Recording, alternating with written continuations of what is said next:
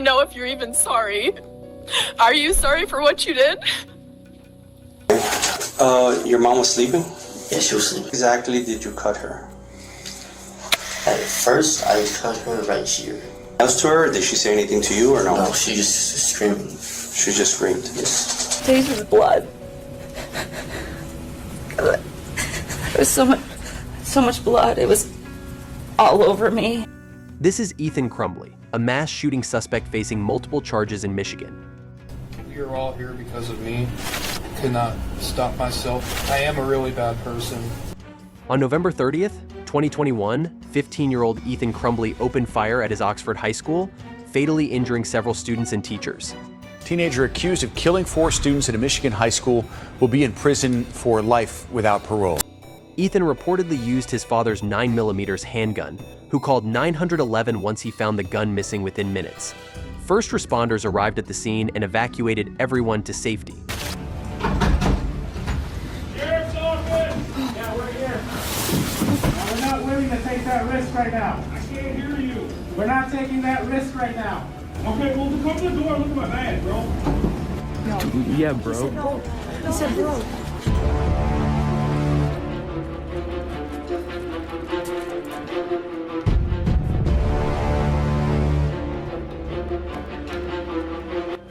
Tragically, it was too late for 3 students who died at the scene, and a 4th succumbed to his injuries later at the hospital. Ethan was arrested shortly after the shooting. I know what you're stopping. Please stop it. Please stop it.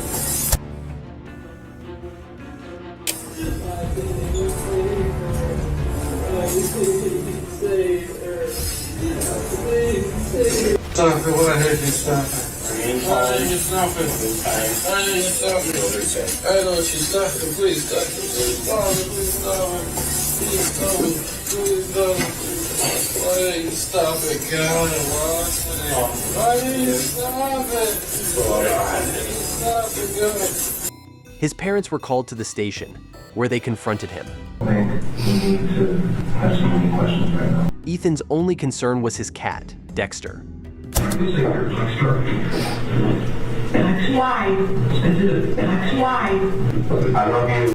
Apparently named after a psychopathic TV character, his parents were shocked at their son's lack of remorse.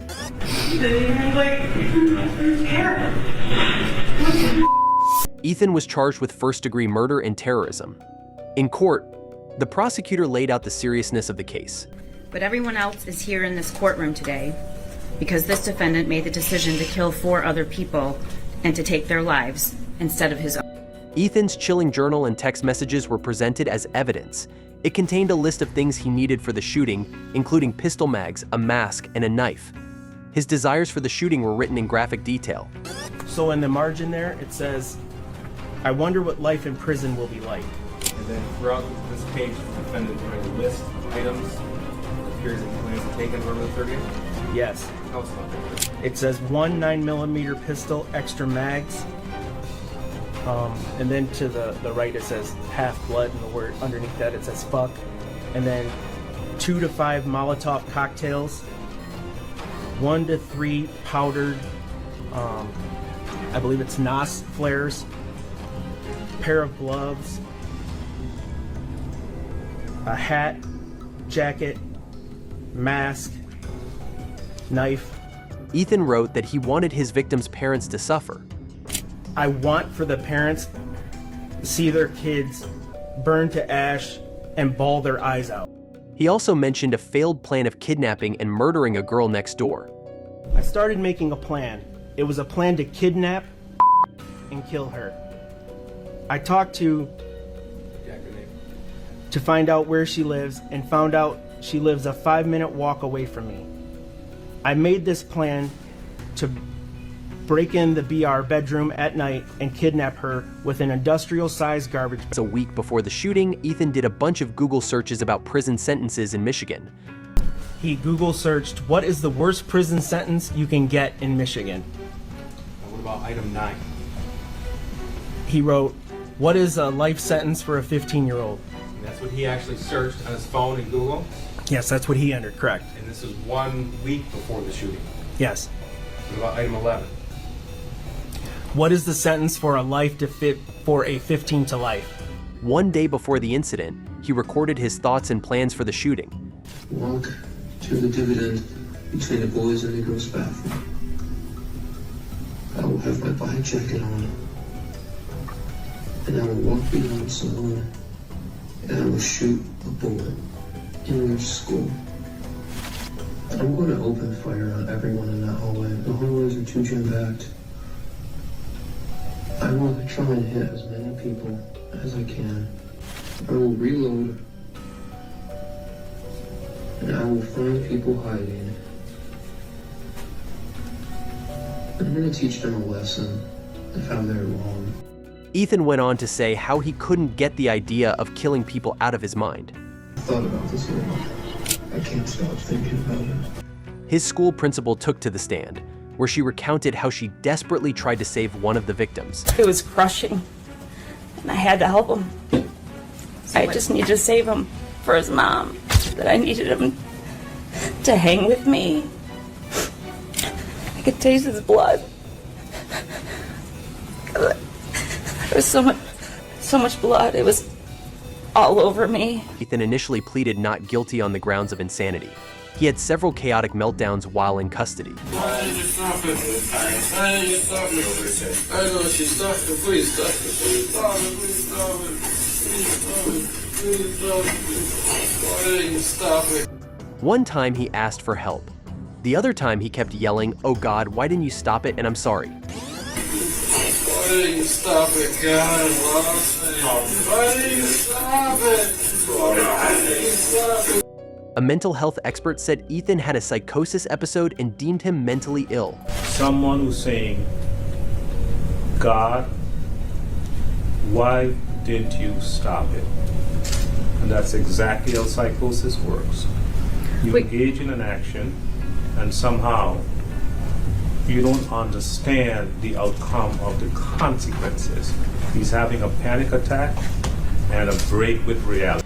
A school senior also said that Ethan was often bullied and picked on. He was like, it's a shooting at the Oxford High School, and I was like, nah, this is a joke.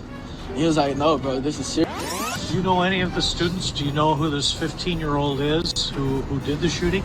No, I do not know who he is, but I have seen him around the school, and he's a kid, you know, he's a regular kid that goes to school, you know. He's been picked on and stuff like this, so when a kid has been picked on and stuff, people's bullying him, you're gonna get this. You're gonna get this reaction. However, Ethan later confessed and pleaded guilty to all charges. Is it true that your actions on November the 30th, 2021 caused the deaths of Madison Baldwin, Tate Muir, Hannah St. Juliana, and Justin Schilling? Yes. During sentencing, families of the victims addressed the guy who killed their loved ones. As I don't wish death upon you, that would be too easy. I hope the thoughts consume you and they replay over and over in your head. While the mother of one victim wished for a worse punishment than death, the father of another asked the judge to sentence him to life. His blatant lack of human decency and disturbing thoughts on life in general do not in any way warrant a second chance. My son doesn't get a second chance, and neither should he. I'd really like an opportunity to physically show him how much pain he has caused me and my family. But in a civilized society, governed by complex laws such as ours, this type of display is not permitted. But you can rest assured, you piece of shit, that baby bird screams would pale in comparison to the screams that you would exude if I were only able to show you. The remorseful Ethan spoke to the victims' families and apologized for the pain he caused them. My actions were because of what I chose to do. I could not stop myself. I am a really bad person. I really am sorry for what I've done, for what I've taken of them. I cannot give it back, but I can try my best in the future to help other people, and that is what I would. Now it was time to learn his fate. Since the court is to finish, he'll serve the rest of his life without the possibility of parole with the Michigan Department of Corrections, credit for 8 days served. Ethan Crumbley was sentenced to life in prison without the possibility of parole, plus an additional 24 years. Later, his parents, Jennifer and James Crumbley, were charged with involuntary manslaughter.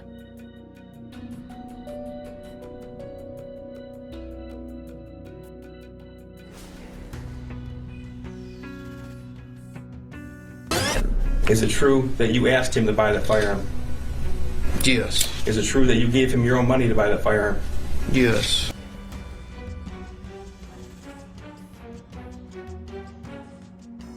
Just days before the shooting, the parents fled after the incident and were arrested while hiding in a friend's shop. Both were convicted in separate trials. This was the first time in American history that a parent was criminally charged for a mass school shooting committed by their child. While Ethan will spend the rest of his life in prison for shooting up his school, his parents face the consequences of their actions as well. This is Martis Fuller, who is facing multiple charges, including murder in Wisconsin. Reports suggest that in 2019, 15-year-old Fuller fatally shot his ex-girlfriend Kaylee Yuga and injured her mother, Stephanie, at their home in Kenosha. CCTV footage shows Fuller hopping over a fence, entering the Yuga family garage, and opening fire. Minutes later, he was seen running out and riding a bike away from the crime scene. Fuller was arrested and charged with murder, attempted murder, and armed burglary. At a probable cause hearing, the investigating detective took the stand. There were 4 gunshot wounds to Kaylee's chest, 1 gunshot wound to her head. The cause of death was from multiple gunshot wounds. The prosecutor argued that Fuller's actions were deliberate and planned.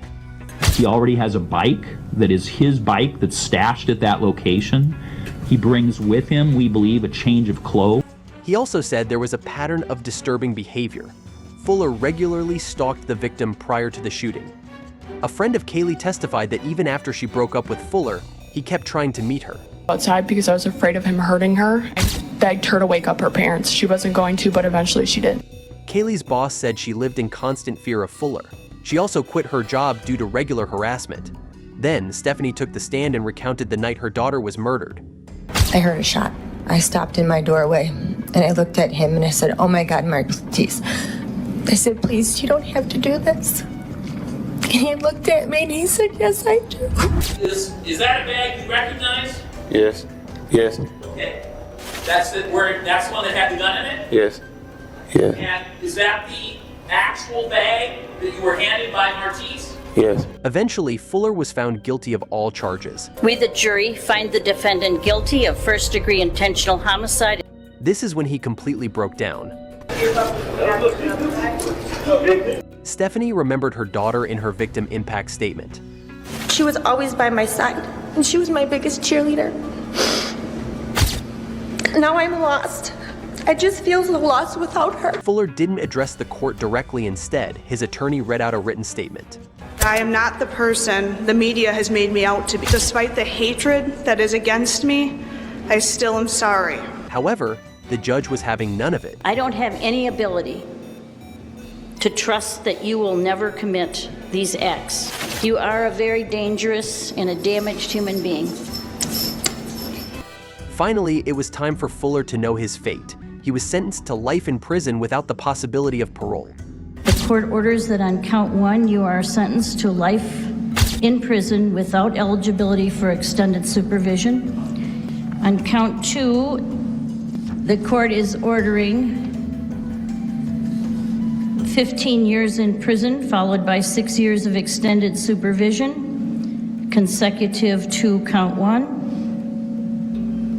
And on count 3, the court orders 5 years of initial confinement and 3 years of extended supervision. Count 2 and 3 are concurrent with each other.